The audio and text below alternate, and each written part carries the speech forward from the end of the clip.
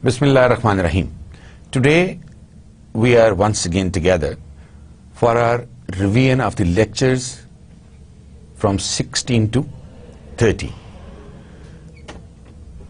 You may be remembering that we revised our chapters from lecture number 1 to lecture number 15 in the previous lecture. And now we'll discuss the later part of the lectures from 16 to 30. We start with the personnel administration. That was the 16th lecture. وہاں سے ہم اپنی story شروع کرتے ہیں. Public personnel administration is an important element of government administrative system. The effective conduct of the work of government depends upon the people work and how the people are being administered. یہ personal administration کے بارے میں کہ personal administration کا پورا process ہے کیا. Personal administration جاننا ہمارے لیے کیوں ضروری ہے, اس کے کون کون سے آسپیکٹس ہمارے لیے جاننا ضروری ہیں, اس کے کون کون سے کانسیپٹس ہمارے لیے جاننا ضروری ہیں. پرسنل ایڈمنسٹریشن کہاں سے شروع ہوتی ہے اور کہاں جا کے ختم ہوتی ہے, ذرا بتائیں تو صحیح. کہاں سے شروع ہوتی ہے اور ختم کہاں ہوتی ہے؟ ریکروٹمنٹ پروسیس سے شروع ہوتی ہے اور ختم کہاں ہوتی ہے؟ جہاں پر جا کے آپ کی جاب ختم ہوتی ہے نا؟ جی نہیں, وہاں پر بھی ختم نہیں ہوتی. اس کے بعد آپ ریٹائر ہوتے ہیں.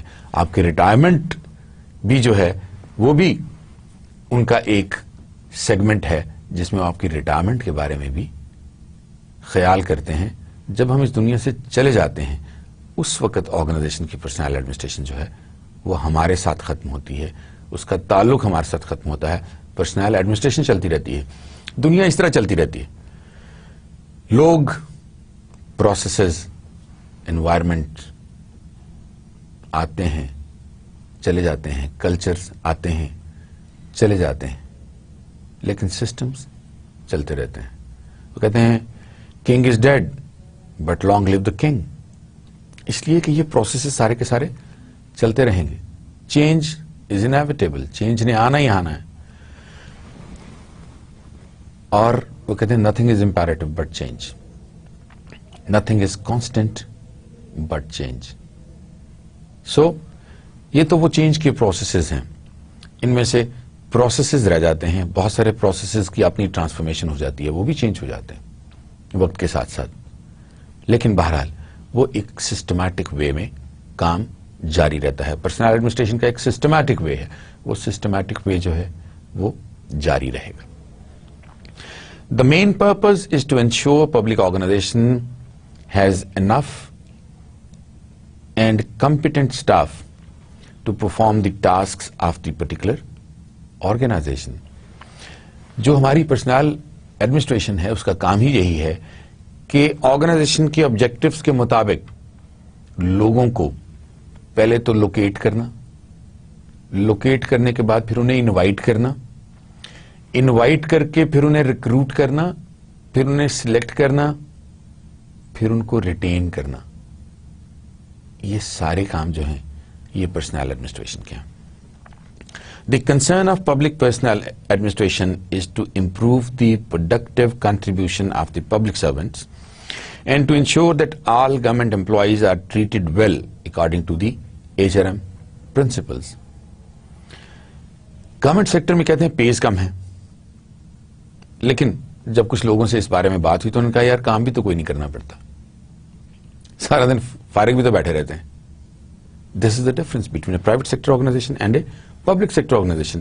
ان public sector organizations you may be sitting idle for long days and days and days for a long period of time. On the other hand in private sector you have to perform, you have to show your efficiency, you have to show the organization your skills, your knowledge, your level of information. یہ ساری چیزیں آپ کو reflect کرنی ہے organization کو, تب ایک پرائیویٹ سیکٹر آرگنائزیشن جو ہے وہ آپ کو ریٹین کرے گی, ادروائز وہ آپ کو کبھی بھی نہیں رکھے گی. پبلک سیکٹر آرگنائزیشنز میں گدے گھوڑے سب برابر ہیں, جو کام کرتے ہیں وہ بھی پروموٹ ہو جاتے ہیں, جو نہیں کام کرتے وہ بھی پروموٹ ہو جاتے ہیں. جو کام کرتے ہیں ان کو بھی بعض اوقات نکال دیا جاتا ہے, جو کام نہیں کرتے ان کو بھی نکال دیا جاتا ہے. جو کام نہیں کرتے وہ کہتے ہیں جناب کام نہیں کریں گے تو غلطیاں نہیں ہوں گی, جب غلطیاں نہیں ہوں گی تو گورنمنٹ ہمیں نکالے گی نہیں. اور جو کام کرنے والے ہیں جب ان کو نکالا جاتا ہے تو کہتے ہیں جی کام کیا غلطی ہوگی, جب کام کریں گے تو غلطیاں بھی ہوں گی, اور جب غلطیاں ہوں گی تو لوگ نکالے بھی جائیں گے. اس لیے بہتر ہے کہ کام نہ کیا جائے تاکہ غلطی بھی نہ ہو اور ہم پبلک آرگنائزیشن سے مفت کے پیسے لیتے رہیں. یہی ایک وجہ ہے کہ ہماری یہاں کی جو پبلک سیکٹر آرگنائزیشنز ہیں, اگر آپ ان پر نظر دوڑائیں تو آپ کو کوئی بھی پبلک سیکٹر آرگنائزیشن فلرش کرتی, ڈیولپ کرتی, گرو کرتی یا گین کرتی یا بینیفٹ لیتی یا ڈویڈنڈز لیتی نظر نہیں آئے گی. Public personnel administration as an important element of government administrative system. The effective conduct of the work of government depends upon the people work and how the people are being administered. The main purpose is to ensure public organization has enough and competent staff to perform the task of the particular organization. The concern of the public personnel administration is to improve the productive contribution of the public servants and to ensure that all government employees are treated well according to the HRM principles. یہ وہ definition ہے public personnel administration کی different تین یہ ہیں, ایک 1985 کی ہے, ایک 1994 کی ہے اور ایک 2006 کی ہے. ہم نے ان کو ایراز میں بانٹ لیا تاکہ ہمیں پتا چلے کہ ٹرانسفارمیشن کیا ہوئی, فرق کیا پڑا. Public personnel administration is that part of public administration which can help an organization in the management of personnel with the use of well thought out principles, practices and rationalized techniques in selecting, retaining and developing personnel for the fulfillment of organizational objectives.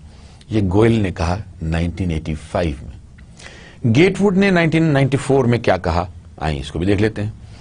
All activities that forecast on the number and type of employees which an organization will need and then find and develop them with necessary skills is personnel administration.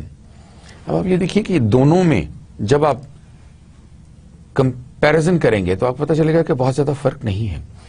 وہی legacy جو چلتی آ رہی ہے انہی باتوں کو تھوڑا سا ڈفرنٹ طریقے سے بتا دیا گیا ہے. اب آ جاتے ہیں 2006 میں نکولس ہنری کی ڈیفینیشن کے اوپر. Concerning both the management of and the policy making for people and positions in the government bureaucracy. اب یہاں پر فرق آنا شروع ہوا. یہاں پر ہم نے لوگوں کو بھی بیچ میں شامل کرنا شروع کیا, یہاں پر ہم نے اسٹیک ہولڈرز کو بھی شامل کرنا شروع کیا, یہاں پر ہم اکاؤنٹیبل بھی ہو گئے ٹو دی پبلک. اور یہ فرق جو ہے یہ 2006 یا 2000s میں آنا شروع ہو گیا. رول آف پرسنل ایڈمنسٹریٹرز اور مینیجرز. اب ان کا رول سب سے پہلے ایڈوائزنگ مینجمنٹ ان فارمولیٹنگ پرسنل پالیسیز. سب سے پہلا ہمارا جو کام ہے کسی بھی جگہ پر جب ہم مینیجر ہیں وہ ہے ایڈوائز کرنا کہ کس قسم کی پالیسی یا کس قسم کا پالیسی فریم ورک بنایا جائے ایڈمنسٹر کرنے کے لیے ان سارے آبجیکٹیوز کو, ان ساری اسٹریٹجیز کو جو کہ ہم نے بنا رکھی ہیں. اس کے بعد دوسرے نمبر پر man power planning, recruitment and selection, training and development and performance appraisal. جب آپ نے پلان کر لیا, اب مجھے پتا چل گیا کہ مجھے انفیکٹ کرنا کیا ہے, میری آرگنائزیشن نے کیا کرنا ہے, اس کا الٹیمیٹ آبجیکٹو کیا ہے. جب مجھے اس کا الٹیمیٹ آبجیکٹو پتا چل جائے گا تو پھر میں اس کے مطابق ریسورسز کو آرگنائز کرنا شروع کر دوں گا. اور چونکہ یہاں پر ریسورسز صرف پرسنل ہیں, اس لیے کہ میں پرسنل مینجمنٹ کر رہا ہوں, اس لیے میں مین پاور پلاننگ کروں گا. ریکروٹمنٹ اینڈ سلیکشن کے جو پروسیجرز ہیں جو ویز ہیں میں وہ ڈٹرمن کروں گا. پھر میں نے ان کی ٹریننگ اینڈ ڈیولپمنٹ کیسے کرنی ہے, میں نے ان کی اورینٹیشن کیسے کرنی ہے, اور میں نے ان سب کی پرفارمنس اپریزل کیسے کرنی ہے. یہ میرا دوسرا کام ہوگا یا میری ڈیوٹی ہوگی as a personnel manager in a public sector organization. اس کے بعد solving personnel and organizational problems. If there are certain problems during the course of deliverance, during the course of formulation, during the course of evaluation and control, اس کو stream line کرنا. اگر لوگوں کی کوئی پرابلمس ہیں ان کو دور کرنا, اگر آرگنائزیشن کی کوئی پرابلمس ہیں ان کو دور کرنے کی کوشش کرنا, یہ بھی میرے فرائض میں شامل ہے. Managing wage and salary administration. Of course being a personnel manager I have to manage the wages of the people working for the organisation and salary administration. Salaries کو ایڈمنسٹر کرنا, دیکھنا کس کی کب انکریمنٹ لگنی ہے اور کب باقی لوگوں کو انکریمنٹ دینی ہے, کس نے کتنی چھٹیاں کی ہیں, کتنے پیسے کاٹنے ہیں, یہ ساری چیزیں جو ہیں they are part of the salary administration. Grievance handling. لوگوں کو پرابلمس ہو ہی جاتی ہیں. جہاں پر لوگ اکٹھے رہتے ہیں وہاں پر ایسا ہو نہیں سکتا کہ لوگوں میں آپس میں اسکرمشز نہ ہوں, ان میں آپس میں پرابلمز نہ ہوں, ان میں گلے نہ ہوں, ان میں شکوے نہ ہوں. ان کو دور کرنا, کیونکہ اگر یہ گلے شکوے آرگنائزیشن کے اندر زیادہ عرصے تک چلتے رہیں گے تو آرگنائزیشن میں پرابلمز آنا شروع ہو جائیں گی. اور کسی بھی صورت میں یہ نہیں ہونا چاہیے کہ ایک مینیجر جو ہے وہ اس قسم کے حالات کو لنگر آن کرتا رہے. اس لیے گریوانس ہینڈلنگ بہت ضروری ہے. اس میں آربیٹریٹر کا رول پلے کرنا, میڈیٹر کا رول پلے کرنا, فیسیلیٹیٹر کا رول پلے کرنا, ایون جج کا رول پلے کرنا ایک پرسنل مینیجر کا کام ہے پبلک ایڈمنسٹریشنز میں. Handling disciplinary and legal matters.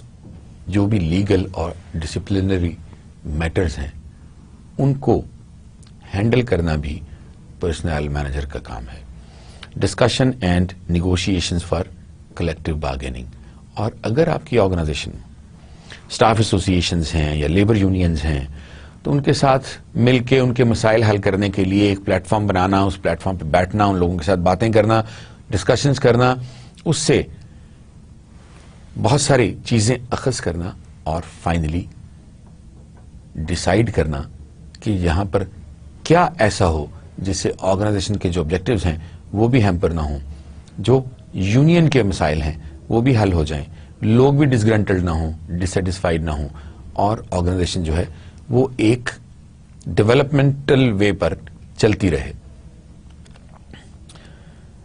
پھر ہم نے انہی لیکچرز میں ہم نے ڈسکس کیا problems of governance in Pakistan. Governance کیا ہے اور اس کے مسائل کیا ہیں, ہم اس کی پرابلمز کی طرف آتے ہیں. ریوائزنگ گورننس ان پاکستان's پرسپیکٹو. اب اس میں ہم نے ریوائز کرنا شروع کیا کہ اکنامکس سکسیس سٹوری. انفیکٹ ہم نے کافی ساری چیزیں کافی پیچھے سے شروع کی تھی. اگر آپ کو یاد ہو ہم نے 1947 کے ایرا سے شروع کی تھی چیزیں. ہم نے اسی ڈیکیڈ سے چیزیں شروع کی تھیں, اسی دہائی سے چیزیں شروع کی تھیں, اور ہم 2012-2013 تک آ گئے تھے. لیکن چونکہ یہاں پر ٹائم کی شارٹیج ہے اس لیے بہت ساری چیزیں ہم یہاں پر فلی ڈسکس نہیں کر رہے. وہ چیزیں جو امپورٹنس کی ہیں جہاں پر آ کے اچانک ایک شفٹ آیا ہم ان کو ڈسکس کر رہے ہیں. ضیاء الحق کا ماشاء اللہ ایک شفٹ تھا, اس سے ہماری کلچر چینج ہو گیا, ہمارے ملک کا انوائرمنٹ چینج ہو گیا. اس کلچر میں جو کہ سیرینٹی کا کلچر تھا, جو کہ بھائی چارے کا کلچر تھا, فٹرنیٹی کا کلچر تھا, اس کلچر میں ہیروئن اور ویپنز کا انفلکس ہونا شروع ہو گیا, اس کی ایکسپلائٹیشن شروع ہو گئی اور اس سے مسائل آنا شروع ہو گئے. اس کے بعد جو ڈیموکریٹک گورنمنٹس آئیں, 2 ڈیموکریٹک گورنمنٹس آئیں, لیکن وہ بھی صحیح طرح سے حالات کو سنبھال نہیں سکیں, اس لیے کہ زیادہ دور میں حالات اتنے خراب ہو چکے تھے کہ وہ ٹھیک ہونے کو نہیں آئے.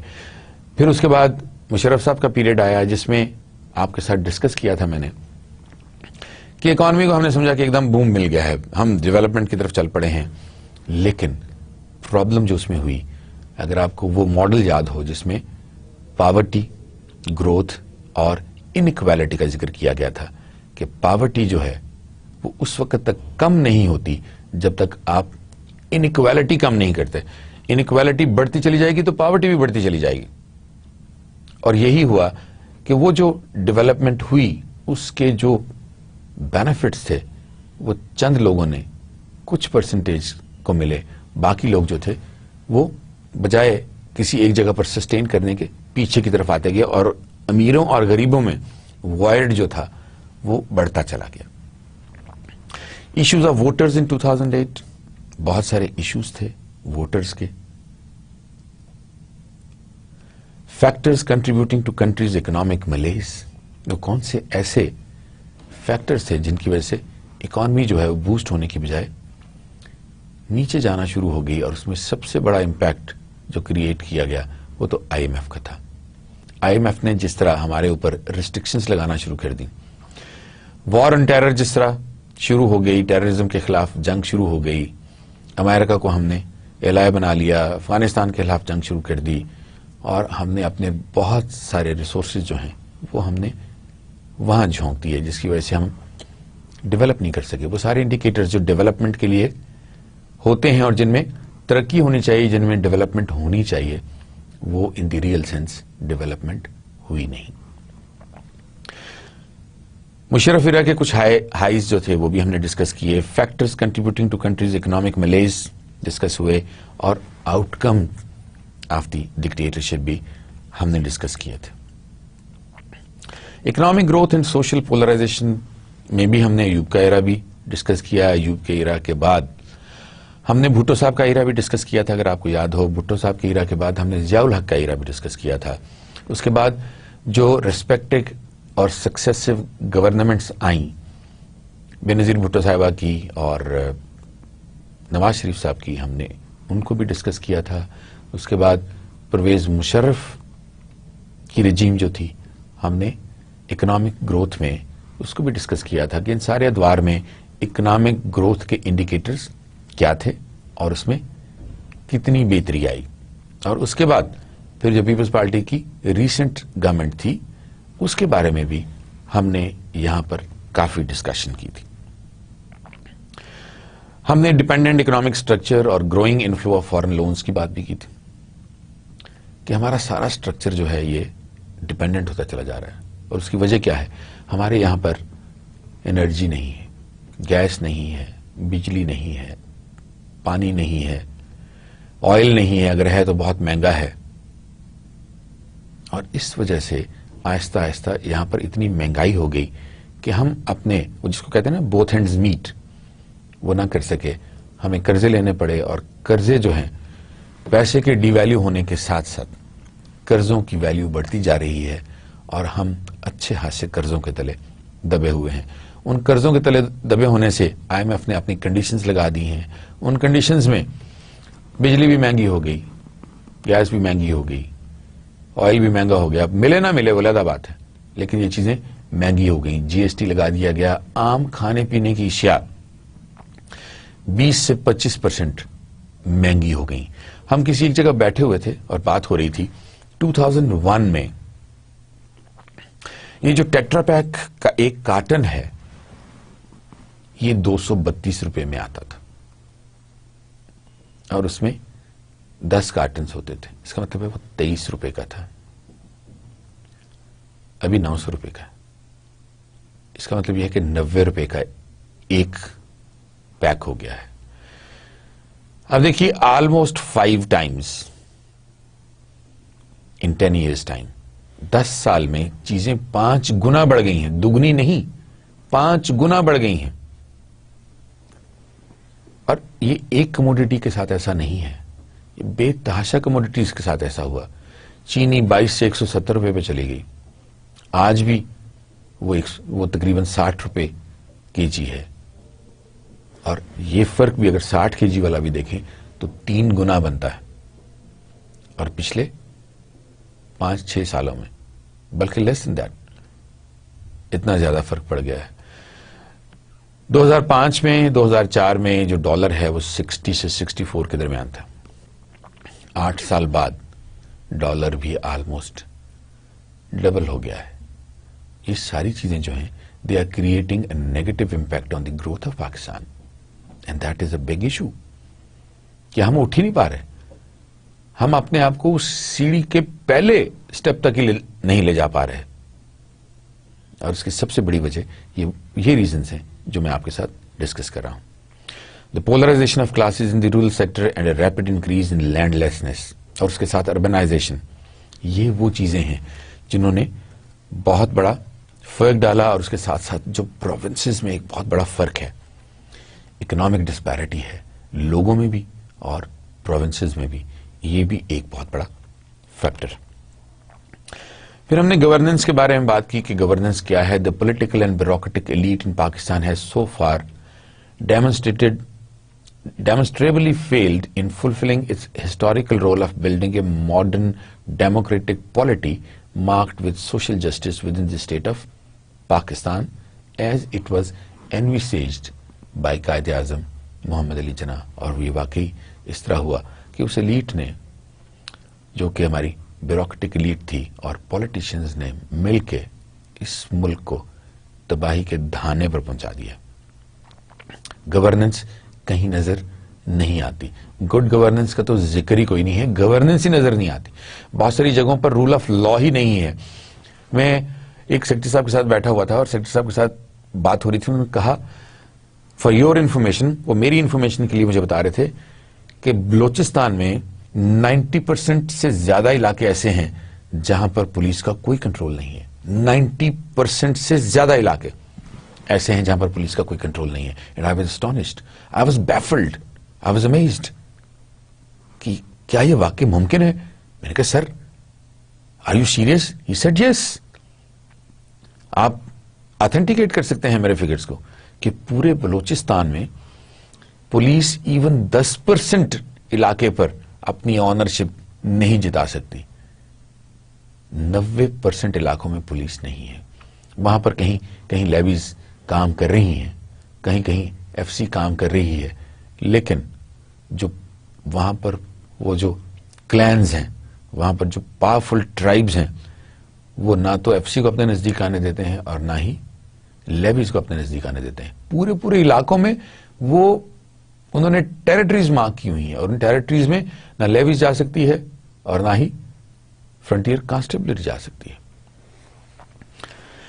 It is remarkable that whenever the people as a whole have intervened, they have shown not only a high level of political consciousness, but in fact, it can be argued that their political maturity has grown over time. جب بھی عوام کو موقع ملا ہے, عوام نے ہمیشہ یہ پروف کیا ہے کہ ان کا جو اویئرنس لیول ہے وہ پہلے سے بہتر ہوا ہے. دو ہمارے پاس آپشنز ابھی بہت کم ہیں, ہمارے پاس آپشن زیادہ نہیں ہے, اس لیے بار بار ہم انہی لوگوں کو ووٹ دے دیتے ہیں جو کہ پہلے سے کام کرتے آ رہے ہیں اور جنہوں نے کوئی کام نہیں کیا, جنہوں نے بالکل ڈیلیور نہیں کیا, جنہوں نے کامن گڈ کے کسی کام میں اپنا حصہ ڈالنے کی کوشش نہیں کی. ہاں, پرسنل آبجیکٹیوز انہوں نے اپنے سارے کے سارے اچیو کر لیے. ہمارے لیے تو ہاسپٹل جن کے اندر اکوپمنٹ بھی نہیں ہے, جن کے اندر لائٹ بھی چلی جاتی ہے, جن کے اندر بگز ہوتے ہیں, جن کے اندر کاکروچز دوڑ رہے ہوتے ہیں, جن کے اندر چوہے دوڑ رہے ہوتے ہیں, اور اپنے لیے ان کے پاس تو بے تحاشا پیسہ ہے, انہیں تو یہاں پر آنے کی ضرورت ہی نہیں ہے. ایجوکیشن سسٹم کو دیکھ لیں, ہاسپٹلس کے سیٹ اپس کو دیکھ لیں, ایون آپ یہ دیکھیں کہ یوٹیلیٹیز ان کو دیکھ لیجئے. ہماری بیوروکریسی بہت ساری یوٹیلیٹیز مفت حاصل کر رہی ہے, اور اس کی وجہ کیا ہے؟ They are authorised. حالانکہ ہونا یہ چاہیے کہ یہ ساری کی ساری امینٹیز جو ہیں یہ اکراس دی بورڈ ہر ایک کے لیے ایکول ہونی چاہیے. اور جب یہ چیز پاکستان میں ٹھیک ہونا شروع ہو جائے گی تو دیر از ایوری پاسبلٹی حالات کچھ اور بہتر ہو جائیں گے. پھر ہم نے فریکوینٹلی آسک کوسچنز بھی گورننس کے بارے میں وہاں پر ڈسکس کیے تھے کہ are these institutions capable of fairly resolving many of the conflicts that have repeatedly derailed the economy. کیا کبھی ایسا موقع آئے گا ہماری زندگیوں میں جب ہم یہ دیکھیں کہ یہ انسٹیٹیوشنز جو ہیں یہ اس قابل ہو گئے ہیں کہ انہوں نے اکانومی سے ریلیٹڈ فیصلے بہتر کرنے شروع کر دیے ہیں, انہوں نے ایڈمنسٹریشن سے ریلیٹڈ فیصلے جو ہیں وہ بہتر کرنے شروع کر دیے ہیں, اور انہوں نے اکانومی کو ڈیریل ہونے سے بچا لیا ہے. اللہ کرے کبھی ایسا ہو جائے. Will they permit continuity in economic policy? Will they strengthen democracy, enabling all segments of society better access to public services and opportunities? Big question mark. दो हालात चेंज हो रहे हैं. जब हालात चेंज होते हैं, वैल्यूज चेंज होती हैं, ट्रेडिशंस चेंज होती हैं, नॉर्म्स चेंज होते हैं, ऑर्गेनाइजेशंस के कल्चर चेंज होते हैं, कम्युनिटीज के कल्चर चेंज होते हैं, और इन सारी चीजों के साथ एक चेंज आती है. इनके साथ माइंडसेट्स भी चेंज होते हैं. तो हो सकता है कि आने वाले वक्तों में हमारी ब्यूरोक्रेसी का जो माइंडसेट है वो चेंज हो जाए, और माइंडसेट चेंज होने के साथ हमारे पाकिस्तान की किस्मत भी बदलना शुरू हो जाए. Let's have our fingers crossed and hope for the best. Will they enable the country to finally have a successful economic transition to high sustained growth? Again, let's have our fingers crossed. हमने decentralisation के बारे में काफी comprehensively discuss किया. हमने devolution के बारे में कंप्रीहेंसिवली डिस्कस किया. हमने ये भी डिस्कस किया कि सेंट्रलाइजेशन है क्या. हमने ये भी डिस्कस किया कि हमें डिसेंट्रलाइज क्यों करना चाहिए, उसके फायदे क्या हैं. और इसका सबसे बड़ा फायदा यही है कि लोगों तक जो आसाइशें हैं, लोगों तक जो मसाइल के हल हैं, जो सॉल्यूशंस हैं, वो जल्दी पहुंचना शुरू हो जाएंगे. और जब लोग मोटिवेटेड होंगे तो उसके साथ साथ वो पाकिस्तान की तरक्की के लिए खुद भी इन्वेस्ट करना शुरू कर देंगे, अपने आप को इन्वेस्ट कर देंगे. और जब वो अपने आप को इन्वेस्ट कर देंगे तो इंशाल्लाह पाकिस्तान की डेस्टिनी पहले से बहुत बेहतर हो जाएगी. Benefits and criticism and प्रीरेक्विजिट्स on devolution, इन पर भी हमने काफी लंबी चौड़ी बहस की थी. हिस्ट्री ऑफ डिसेंट्रलाइजेशन पाकिस्तान ये कब से शुरू हुई, आपको याद होगा मैंने आपके साथ जिक्र किया था कि बेसिक डेमोक्रेसीज के कॉन्सेप्ट के साथ जब अयूब खान का इरा शुरू हुआ था तो ये प्रोसेस शुरू हो गया था. और फिर उसके बाद किसी ना किसी शेप में भुट्टो साहब ने भी इसको करने की कोशिश की, मगर नोटिफाई नहीं किया. उसके बाद जिया साहब का दौर आ गया, उन्होंने इसको नॉन पार्टी बेसिस पर कर दिया. वहां से जब आगे आए तो बेनजीर की गवर्नमेंट और नवाज शरीफ की गवर्नमेंट ने भी इनको करने की कोशिश की, लेकिन पार जितनी ज्यादा नहीं थी. मुशर्रफ साहब के दौर में इसका एक बहुत बड़ा तजर्बा किया गया, एक पूरा डेवोल्यूशन प्लान बनाया गया, लेकिन चीजें कोई इतनी अभी तक रोजी नहीं है. दो इट्स एन एक्सीलेंट सिस्टम. मैंने आपसे कई दफा ये कहा है कि I am a proponent of this system, कि चीजें डिसेंट्रलाइज होनी चाहिए ताकि लोगों को इंसाफ जल्दी मिल सके, ताकि लोगों को मसाइल का हल जल्दी मिल सके. फिर उसके बाद हिस्ट्री ऑफ डिसेंट्रलाइजेशन पाकिस्तान के बाद रिपेयरिंग द सिस्टम, कि सिस्टम को रिपेयर कैसे किया जा सकता है, उस पर हमने अपनी रिकमेंडेशंस दी थी. लोगों ने जो पेपर्स लिखे हुए थे उनमें से कुछ एक्सेप्ट्स हम लोगों ने डिस्कस किए थे. And the current local government reforms, अब करंटली लोकल गवर्नमेंट रिफॉर्म्स कैसे आ रहे हैं, किस किस्म के आ रहे हैं. फिर हमने 3 tiered लोकल गवर्नमेंट सिस्टम्स की बात की थी, और उसमें हमने सीसीबीज का जिक्र किया था डेवोल्यूशन में ही, कि सबसे नीचे हमारा एक सिटीजन कम्युनिटी बोर्ड होगा.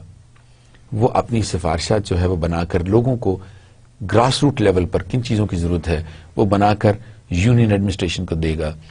यूनियन एडमिनिस्ट्रेशन उसके ऊपर काम करेगी. काम करने के बाद फिर अपनी रिकमेंडेशंस के साथ वो तहसील एडमिनिस्ट्रेशन के पास जाएगी, और तहसील एडमिनिस्ट्रेशन से district administration, and that's it. और डिस्ट्रिक्ट एडमिनिस्ट्रेशन में वहीं पर डिसीजंस लिए जाएंगे, फिर उन डिसीजंस को वहीं पर इंप्लीमेंट कर दिया जाएगा. अब जरा इमेजिन करें ये सिलसिला अगर ऊपर चलता रहे, हम डेवोल्यूशन की बजाय सेंट्रलाइजेशन की तरफ चलते रहें, तो इसका मतलब यह है कि अगर इसी तरह का सिस्टम हो तो सीसीबीज बनेंगी. सीसीबीज अपनी रिकमेंडेशन जो है वो यूनियन एडमिनिस्ट्रेशन को दे देंगी. यूनियन एडमिनिस्ट्रेशन के बाद वो तहसील एडमिनिस्ट्रेशन के पास आएंगी. तहसील एडमिनिस्ट्रेशन के बाद वो डिस्ट्रिक्ट एडमिनिस्ट्रेशन के पास आएंगी. डिस्ट्रिक्ट एडमिनिस्ट्रेशन के बाद वो रीजनल एडमिनिस्ट्रेशन के पास जाएंगी. वहां से वो प्रोविंशियल एडमिनिस्ट्रेशन के पास जाएंगी.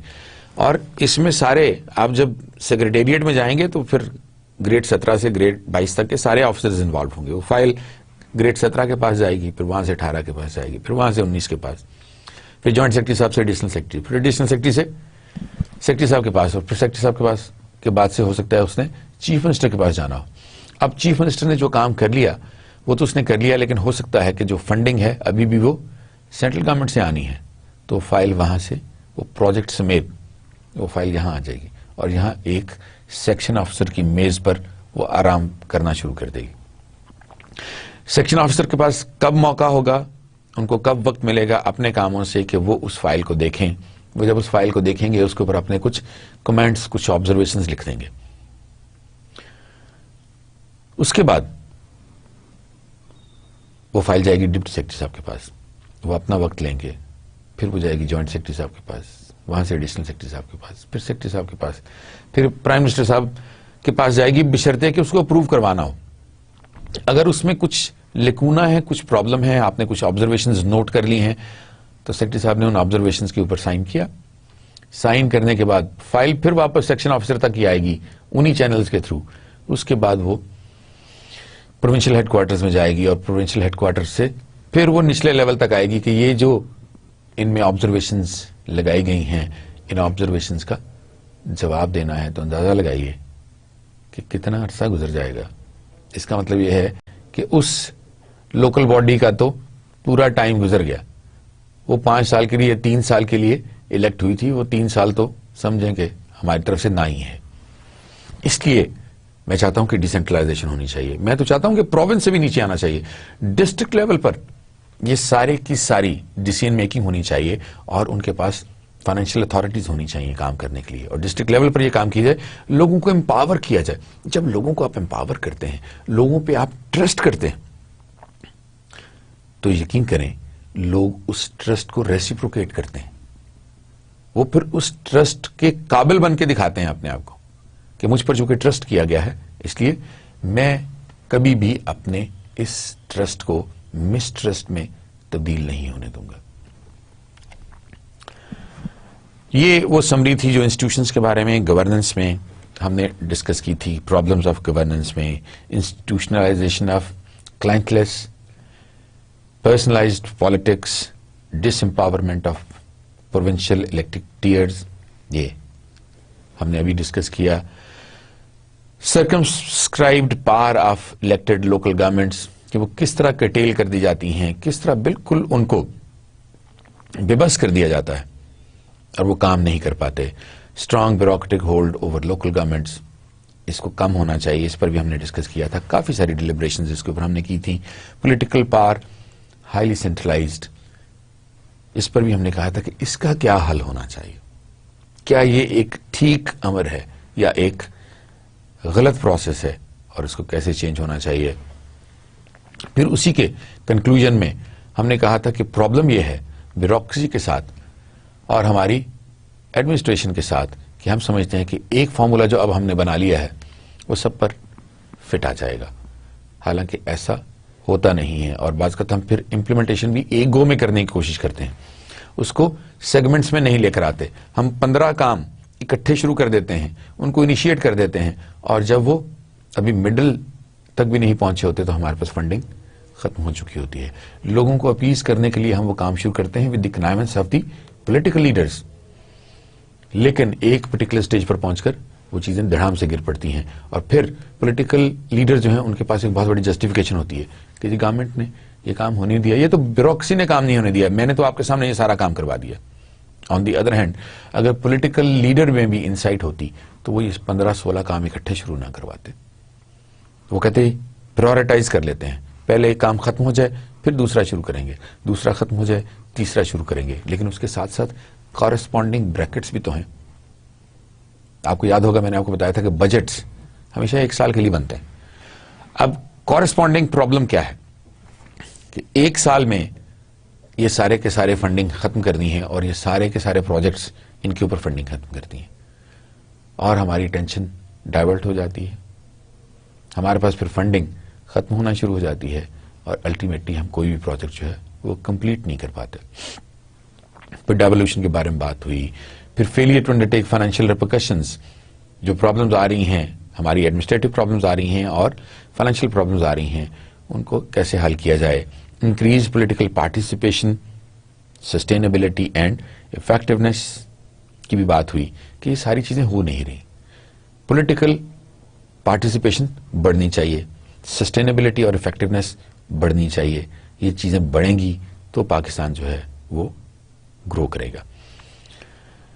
پھر انفینشڈ ایجنڈا کی بات بھی ہوئی, پھر پارٹی اور نان پارٹی بیسڈ الیکشنز کی بات ہوئی, ہیوز اور ہیو ناٹس کی بات ہوئی, اور constitutional protection without endorsement of parliament. یہ ساری چیزیں جو تھیں یہ ہم نے گورننس کے سلسلے میں ڈسکس کی تھی اور ڈیولوشن کے سلسلے میں. یہ بیسیکلی ڈیسینٹرلائزیشن کا ہمارا چیپٹر تھا جس میں ہم نے یہ ساری چیزیں ڈسکس کی تھی. پھر ہم نے یہ ایک ریشو ہم نے ایکسز اور وائی ایکسز کا ذکر کیا تھا کہ نان انگیجنگ سول سوسائٹی اور فلی انگیجڈ سول سوسائٹی میں, اور ہائیلی ریسپانسو لوکل گورنمنٹ اور ہائیلی ان ریسپانسو لوکل گورنمنٹ میں جو ریلیشن شپس بنتے ہیں, ان ریلیشن شپس کی ویلیو کیا ہے, ان ریلیشن شپس کا آؤٹ کم کیا ہے, ان کا ریشنل کیا ہے, اس کے ایڈوانٹیجز اور ڈس ایڈوانٹیجز کیا ہیں. پھر ہم نے ڈیسیژن میکنگ, گورننس میں ڈیسیژن میکنگ کا رول, ہم نے اس کو بہت اچھی طرح تھریش کیا تھا, ہم نے اس کو ڈسکس کیا تھا.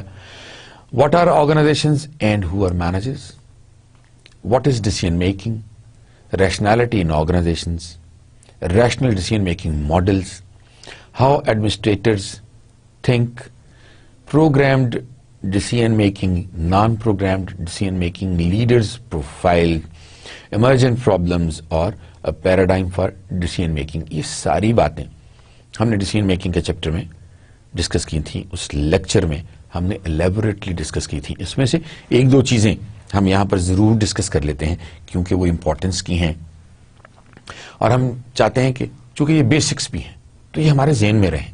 جب بھی ہم ڈیسیژن میکنگ کو پڑھنے لگیں تو یہ جو بیسکس ہیں, یہ جو کانسیپٹ ہے, جو بیسک کانسیپٹ ہے ڈیسیژن میکنگ کا, وہ ہمارے ذہن میں رہے کہ decision making concept is a mean by which to administer, plan, organise, lead and control. یہ اگر آپ کو یاد ہو تو یہ کہاں سے آئے تھے؟ فوائل نے بھی یہی کچھ کہا تھا, اور یہ وہی ڈیسیژن میکنگ کے آسپیکٹس ہیں جو اس نے پبلک ایڈمنسٹریشن کے آسپیکٹس بتائے. آلموسٹ یہ وہی ہیں, صرف یہ کہ ہم نے ان کو پبلک ایڈمنسٹریشن کے ساتھ جوڑ دیا ہے, اور اس نے ادروائز ساری آرگنائزیشنز کے لیے یہ بات کہی تھی. ریشنالٹی ان ڈیسیژن میکنگ, اس کے بارے میں ہم نے کافی ڈسکس کیا کہ ڈیسیژن میکنگ کی جو 3 phases ہربرٹ سائمنز نے بتائی تھیں کہ انٹیلیجنس ایکٹیویٹی ہونی چاہیے, ڈیزائن ایکٹیویٹی ہونی چاہیے, اور چوائس ایکٹیویٹی ہونی چاہیے. سب سے پہلے انٹیلیجنس ایکٹیویٹی, میرا مائنڈ یہ سوچے تو صحیح کہ یہ کتنی آپشنز اور کس کس طرح کی آپشنز ہو سکتی ہیں. ان آپشنز پر پھر ڈیزائن کیا جائے کہ کون کون سی آپشنز جو ہیں وہ وائبل ہیں. ہو سکتا ہے ہم نے 10 آپشن سوچی ہوں, ان میں سے 8 وائبل ہوں جن پہ کام ہو سکتا ہو. پھر چوائس ایکٹیویٹی آ جاتی ہے کہ پھر اب ہم نے اس میں سے چوز کرنا ہے one best alternative, one best option to start with. تو یہ ہربرٹ سائمنز نے ڈیسیژن میکنگ کی 3 phases بتائی تھیں, اور یہ اسی طرح ہی چلتی ہیں. سب سے پہلے کوگنیٹو پروسیس ہے, مائنڈ تھنکنگ ہے. ہم دماغ کے اندر چیزوں کو سوچتے ہیں, سوچنے کے بعد پھر ہم اس کو پیپر پہ پریکٹیکلی کرنے کی کوشش کرتے ہیں, ہم پلانز بناتے ہیں.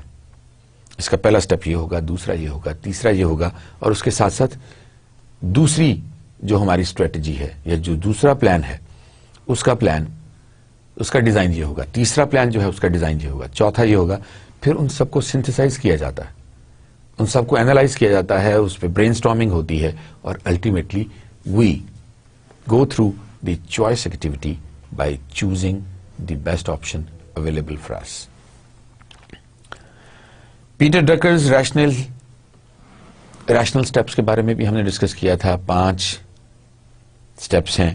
Define the problem, analyse the problem, develop alternative solutions, decide on the best solution, convert decisions into effective actions. پھر وہ ریشنل ماڈل بھی ہم نے ڈسکس کیا تھا. Define and diagnose the problem, set goals, search for alternative solutions, compare and evaluate, choose among alternatives available with us, implement the solution selected, جو بھی آپ نے اسٹریٹجی سلیکٹ کی ہے اس کو آپ امپلیمنٹ کریں. Follow up and control. پھر ہم نے اسی چیپٹر میں لیڈرز پروفائل ڈسکس کیا تھا ڈیسیژن میکنگ میں. اس کے 10 ویریبلز. میں نے آپ سے کہا تھا کہ بے تحاشا کوالٹیز ہیں ایک لیڈر کی, اس کے بے تحاشا ٹریٹس ہیں, لیکن ان 10 کو ہم نے سامنے رکھ لیا. ہم بہت زیادہ بھی لکھنا چاہیں تو ہم لکھ سکتے ہیں. Dependence on authority. Leaders are dependent on authority. Use of power and fear. اچھے لیڈرز دونوں کا استعمال کر سکتے ہیں. تھیری ایکس کا استعمال بھی کر سکتے ہیں اور تھیری وائی کا استعمال بھی کر سکتے ہیں. Leaders always dominate and they dominate through their experience, their knowledge, their information and their connections with the people. coercion کے ساتھ نہیں. ایسا نہیں کہ وہ کہیں کہ چونکہ میں لیڈر بن گیا ہوں اس لیے یہ میرا رائٹ ہے یا میرا پروگیٹو ہے کہ میں کیا جو کام میرا جی چاہے میں کروں. وہ لیڈرز کبھی بھی پھر ان کی فالوئنگز ڈیولپ نہیں ہوتی.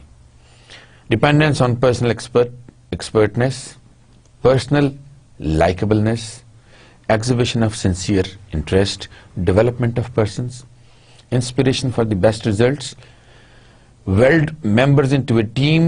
He should be able to gel all the members of a team into a proper team. Sharing of ends and goals, یہ traits تھے. اس کے بعد poverty, inequality and growth issues.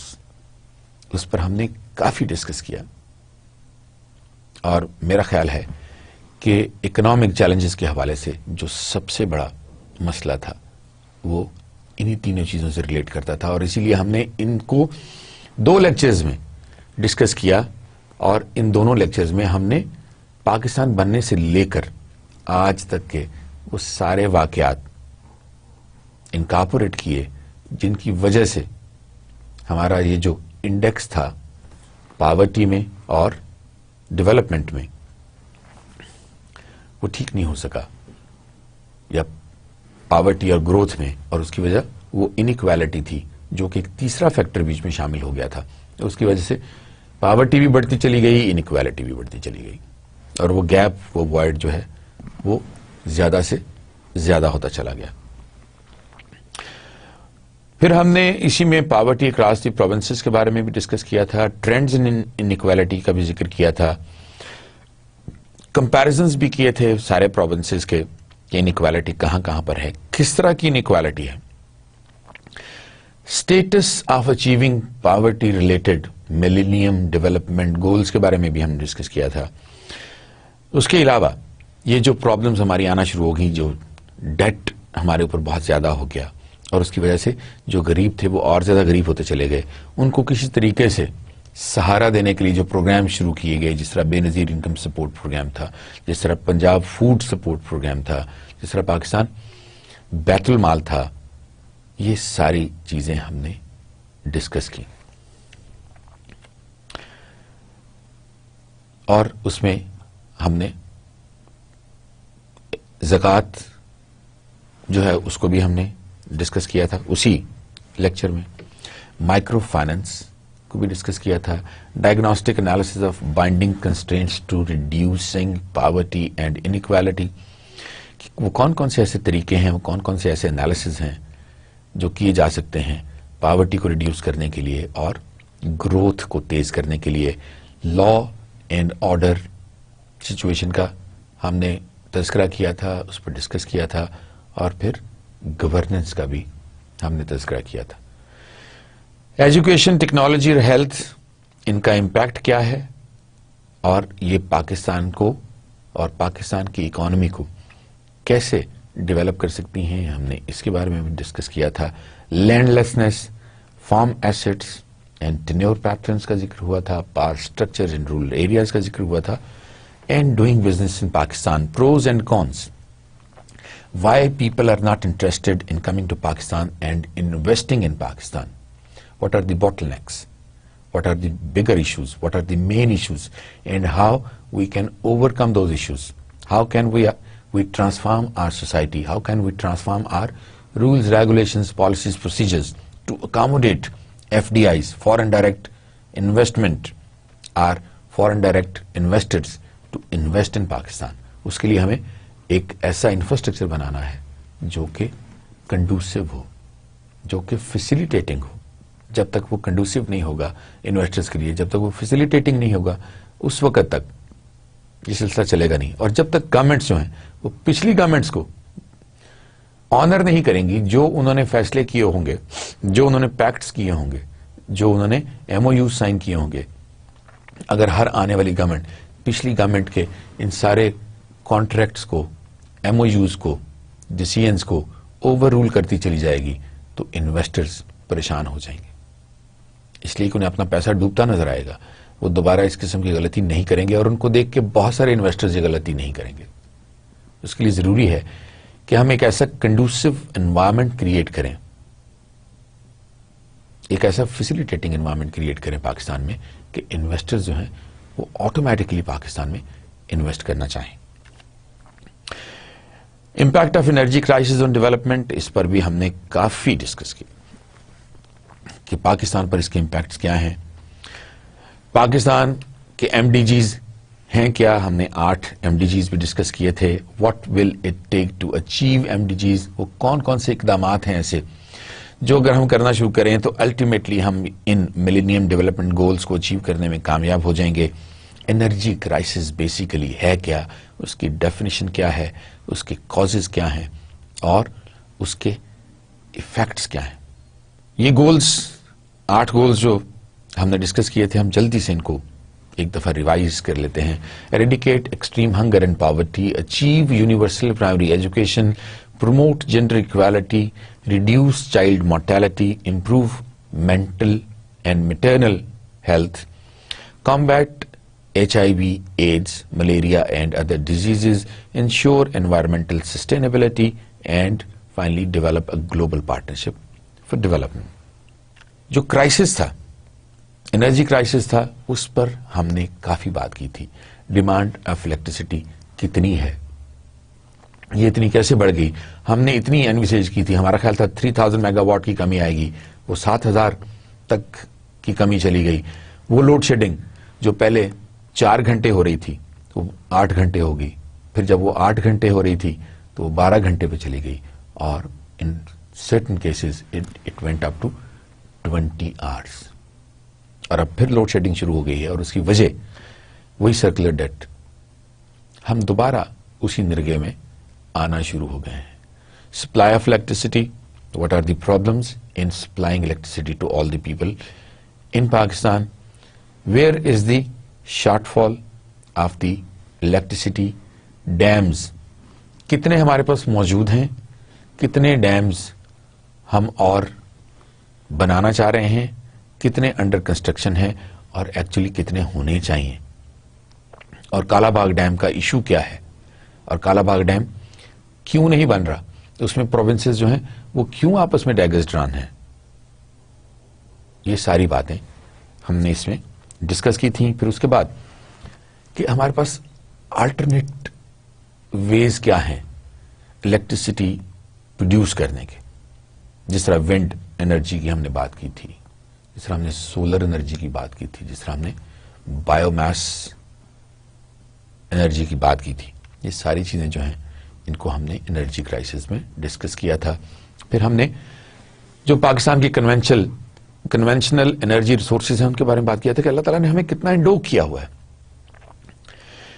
کتنی زیادہ تعداد میں ہمارے پاس کروڈ آئل موجود ہے, آلموسٹ 339 ملین بیرلز, جو کہ ہم ایکسٹریکٹ کر سکتے ہیں زمین سے اگر ہم ہمت کریں تو. گیس, اب نیچرل گیس کے جو ریسورسز ہیں 31,266 trillion cubic feet gas available ہے for the taking, but if we can take it, the problem is to have the resources to extract that gas. پھر کول ہے, کول کے بارے میں بھی یہی ہے کہ ہمارے پاس وہ کول جو ہے اس کی بہت اچھی کوالٹی ہے اس کول کی, اور ہمارے پاس 180 بلین ٹنز کول موجود ہے, جو کہ آلموسٹ اگلے 25 سال تک ہمیں سسٹین کر سکتا ہے اگر ہم صرف کول پہ چلے جائیں تو. لیکن اس کی بھی ایکسٹریکشن ایک بہت بڑا پروسیس ہے, بہت زیادہ اس پہ انویسٹمنٹ چاہیے, اور ابھی تک ہم اس پہ کچھ بھی نہیں کر سکے. پھر آلٹرنیٹ انرجی ریسورسز پہ ہم نے بات کی, ونڈ مل کی بات بھی ہوئی, ونڈ انرجی کی بھی, سولر انرجی کی بھی, اور بایو میس اور بایو فیولز کی بات بھی ہوئی. پھر اکنامک ایشوز اینڈ چیلنجز میں ہم نے اسٹرکچرل ایڈجسٹمنٹس کی بات کی, اکنامک سچویشن کی بات کی, sectoral contribution to the G D P growth کی بات کی, کون کون سے سیکٹر کتنا اس میں پٹ ان کر رہے ہیں, اور پاکستان کے بیسک انڈیکیٹرز ڈیولپمنٹ کے 1947 سے لے کے 2011 تک کے ہم نے ڈسکس کیے. یہ ایک چیز ہم ڈسکس کر لیتے ہیں یہاں پر کہ sectoral contribution to the G D P growth percentage points میں کیا ہے. ایگریکلچر سیکٹر جو ہے اس نے 2006 میں کیا دیا, اور اس نے 2010 اور 2011 میں ہمیں کیا دیا. 0.92% جو ہے ایگریکلچر کا رول تھا 2006 میں, جو کہ کم ہو کے 0.26 رہ گیا. انڈسٹری 2.28 پوائنٹس ان 2006, اور آپ یہ دیکھیے 2011 میں وہ مائنس میں چلے گی, -0.02% گروتھ. مینوفیکچرنگ جو گروتھ ہو رہی تھی 2005-2006 میں 1.55% تھی, اور وہ کم ہو کے 0.55% رہ گئی 2011 میں. سروسز 3.61 کی پرسنٹیج سے وہ گرو کر رہی تھیں 2006 میں, اور 2011 میں ان کا گراف بھی نیچے چلا گیا اور وہ 2.15 پہ آ گئی. اور ریئل جی ڈی پی 6.81 2006-2007 میں, اور ابھی ذرا اندازہ لگا لیں کہ 2010-2011 میں 3 times less, 2.39. A big question. یہ سوچنے کا مقام ہے ہمارے لیے کہ ہمارے ساتھ یہ کیا ہوا ہے, وہ کون سے ایسے کام ہیں, وہ کون سے ایسے ڈیسیژنز ہیں جو ہم سے غلط ہو گئے, اور اس کی وجہ سے صورتحال یہاں تک پہنچ گئی ہے. پھر ہم نے چیلنجز کا ذکر کیا. We consume more and save less, we import more and export less, government spends more than it earns as revenues, our share in the world trade is shrinking, we badly lag in social indicators, we face energy and water shortages, cost of doing business is high, crisis of governance and implementation weaknesses, uncertainty and unpredictability due to the lack of continuity and political stability, law and order situation کے بارے میں بھی ہم نے discuss کیا. Financial public administration کے بارے میں بھی ہم نے کافی کچھ ڈسکس کیا. فائنینس کیا ہے, بجٹ کیا ہے, بجٹ کی امپلیکیشنز کیا ہیں, اس کی لیگل بیسس کیا ہیں, اور اپروپریشن کسے کہتے ہیں. پھر فائنینس کے بارے میں ہم نے اس کی امپورٹنس بھی بتائی کہ اس کی امپورٹنس کیا ہے. پرنسپلز آف بجٹنگ ہم نے ان پر بھی ڈسکس کیا کہ اس کی پبلسٹی ہونی چاہیے, کمپریہنسو ڈاکومنٹ ہونا چاہیے, اس میں کلیئرٹی ہونی چاہیے, اس میں انٹیگریٹی کا ایک لیول ہونا چاہیے. وہ کہتے ہیں انٹیگریٹی جو ہے نا, انٹیگریٹی ہے. انٹیگریٹی میں کوئی 90% یا 99% انٹیگریٹی نہیں, انٹیگریٹی یا ہے یا نہیں ہے. اس لیے یہاں پر ہم انٹیگریٹی کو اس طرح ہی لیں گے کہ پرنسپلز آف بجٹنگ میں انٹیگریٹی ہونی چاہیے, پیریوڈیسٹی ہونی چاہیے, اس کو پیریوڈک ہونا چاہیے, ٹائم لائنز ہونی چاہیے اس کے اندر تاکہ اس کو پراپرلی امپلیمنٹ کیا جا سکے. Principles of sound financial administration کا ہم نے ذکر کیا. ایکوریسی ہونی چاہیے, کمپریہنسونیس ہونی چاہیے, کنسسٹنسی ہونی چاہیے, honesty, judgment, legitimacy, timeliness and transparency. یہ ساری چیزیں جو ہیں they are the principles of sound financial administration. پھر جناب ہم نے بیوروکریسی کو ڈسکس کیا. رول بیوروکریسی کا کیا تھا, ویبر کا ماڈل کیا تھا بیوروکریسی کے بارے میں, فنکشنز آف بیوروکریسی, کون کون سے فنکشنز ہیں بیوروکریسی کے اور وہ کیسے کیے جاتے ہیں, the nature and dimensions of bureaucracy, society incongruity. ہم نے یہ جو ڈسپیرٹی ہے, یہ جو وائڈ ہے, یہ جو انیپٹنس ہے ان کے درمیان میں, یہ جو گیپس ہیں سوسائٹی کے درمیان اور بیوروکریسی کے درمیان, ان کے تینوں ڈائمینشنز ہم نے ڈسکس کی کہ گروتھ ورسز بیوروکریسی, یا گروتھ کی جگہ اگر ہم اکانومی کہہ لیں تو bureaucracy versus economy, bureaucracy versus culture and bureaucracy versus system. ہم نے ان چیزوں کو ڈسکس کیا. پھر ہم نے یہ بھی ڈویل کیا کہ پاکستان کو ایک واقعی ریئل بیوروکریسی کی ضرورت ہے, ایک روبسٹ بیوروکریسی کی ضرورت ہے, ایک کام کرنے والی بیوروکریسی کی ضرورت ہے. پھر ہم نے ریمیڈیز بھی بتائیں کہ وہ کون سی ریمیڈیز ہیں جن کو کر کے ہمارا خیال یہ ہے کہ ہم اپنی جو بیوروکریٹک اسٹرکچر ہے اس کو بھی بہتر کر سکتے ہیں اور بیوروکریٹک ورکنگ کو بھی بہتر کر سکتے ہیں. ویبر کا ماڈل ایک دفعہ ہم صرف گو تھرو ہو جاتے ہیں تاکہ ہم اس کو ریوائز کر لیں. وہ کہتا ہے ہائرارکی ہونی چاہیے, ڈویژن آف لیبر ہونی چاہیے, اس کو کنسسٹنٹ ہونا چاہیے, اس کے اندر کوالیفیکیشنز ہونی چاہیے, وداؤٹ کوالیفیکیشنز نہیں, ایک اسپیسیفک لیول آف کوالیفیکیشنز ہونا چاہیے اس کے مطابق. پھر پروفیشنل پرائیویٹ سیپریشن ہونی چاہیے, یہ دونوں چیزیں علیحدہ علیحدہ ہونی چاہیے. ایسا نہیں ہے کہ پروفیشنل ہے, گورنمنٹ آفیشیل ہے, لیکن اس کے ساتھ ساتھ پرائیویٹ سیکٹر میں بھی وہ انڈلج کر رہا ہے.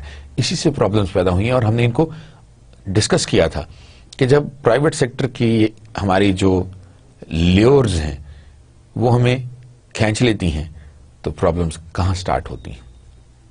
اس کو الوسو رہنا چاہیے یا نہیں, الوف رہنا چاہیے یا نہیں, اور ڈیووشن ٹو پرپز کیسے آئے گی اس میں, اور اگر ڈیووشن ٹو پرپز نہیں ہوگی تو کیا پرابلمس ہوں گے. اور پھر بیوروکریسی کو ظاہر ہے ایڈوانسمنٹ بھی چاہیے, سینیورٹی بھی چاہیے, اور اگر یہ چیزیں ان کو ملتی رہیں گی تو وہ موٹیویٹڈ رہیں گے.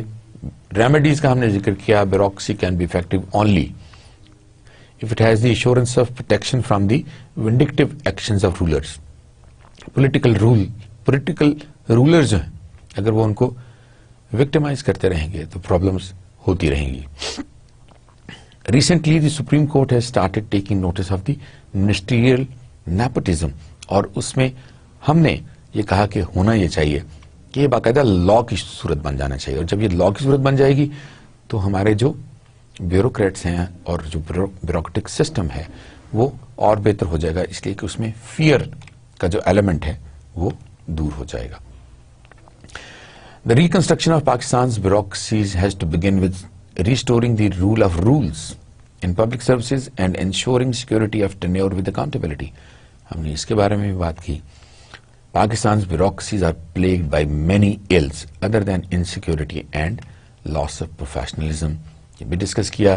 تو جناب یہ ہمارے وہ 30 چیپٹر تھے, 15 ہم نے ایک لیکچر میں آپ کو کیے, ان کے بارے میں ہم نے ڈسکس کیا تھا, اور آج باقی جو 15 رہ گئے تھے ان کو آج ہم نے یہاں پر ڈسکس کیا. اس میں ہو سکتا ہے کہ چھوٹی موٹی چیزیں رہ گئی ہوں, لیکن جب آپ کو ہینڈ آؤٹس آئیں گے, جب آپ کو یہ سی ڈی ملے گی, جب آپ کو پریزنٹیشنز ملیں گی, جب آپ کو بکس ریکمینڈ کی جائیں گی, تو آپ ہر صورت میں پلیز ان کو گو تھرو ہوں اور آپ دیکھیں کہ وہ کون کون سی ایسی چیزیں ہیں جو ڈفرنس کریٹ کر سکتی ہیں. میں نے آپ سے ایک دفعہ پہلے بھی یہ کہا تھا, education for the sake of knowledge ہونی چاہیے, اور جب education for the sake of knowledge ہوگی تو ہم تمام عمر نالج کو سیکھ کرتے رہیں گے. ہم اسی لیے ایکسپیرینسڈ ہوتے ہیں کہ ہم اپنے جو کام کر رہے ہوتے ہیں اس سے ہم نالج گین کرتے ہیں, اس سے ہم ایجوکیٹ ہوتے ہیں, اور ultimately we become change ourselves. ہم اس چینج میں اپنے آپ کو انویسٹ کر دیتے ہیں جو کہ for the betterment of the society ہے. تو کوٹ آف ڈے کی آج بات کرتے ہیں. There is no end to education. It is not that you read a book, pass an examination and finish with education. No. The whole of life, from the moment you are born to the moment you die, is a process of learning. So keep learning. Keep educating yourself. Learning for the sake of learning hona chahiye. Education for the sake of learning.